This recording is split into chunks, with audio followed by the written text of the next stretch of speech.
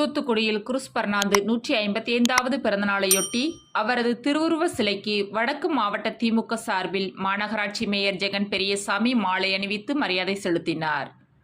தூத்துக்குடி முன்னாள் நகர்மன்ற தலைவரும் தூத்துக்குடி நகருக்கு வல்லநாட்டில் இருந்து முதலாக குடிநீர் கொண்டு வந்தவருமான ராவ் பகதூர் குருஸ் பர்னாந்தின் 155வது பிறந்தநாளையொட்டி அவரது உருவ சிலைக்கு வடக்கு மாவட்ட திமுக சார்பில் மாநகராட்சி மேயர் ஜெகன் பெரியசாமி மாலை அணிவித்து மரியாதை செலுத்தினார். இந்நிகழ்ச்சியில் மாநகர திமுக செயலாளர் ஆனந்தசேகரன், மாநகராட்சி துணை மேயர் ஜெனிட்டா, மாவட்ட அவைத்தலைவர் செல்வராஜ், மாநகர துணை செயலாளர் கீதா முருகேசன்,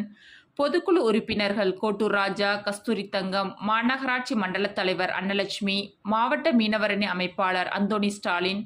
மின்வாரிய தொழிற்சங்க தலைவர் பேச்சுமுத்து, பகுதி செயலாளர்கள் ராமகிருஷ்ணன், சுரேஷ்குமார், மாவட்ட பிரதிநிதி நாராயணன், மாநகர மீனவரணி அமைப்பாளர் டேனியல்,